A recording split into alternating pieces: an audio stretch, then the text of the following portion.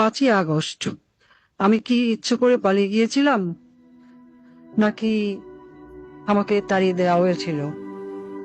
আমি মনে করি এই সত্যটা আপনাদের সকলে জানা প্রয়োজন। সত্যটা আসলে জানেন কি,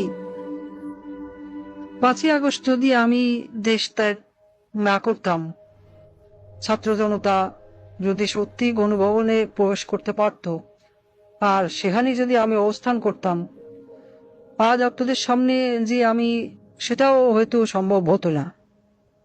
তারা আমাকে কখনোই জীবিত রাখতো না, গাদ্দাফিসও করুণ পরিণতি করত। প্রশ্ন হলো, 5ই আগস্ট কেন হতে হলো? দেখুন, 5ই আগস্ট যদি আমি অনুভবন নাও করতাম,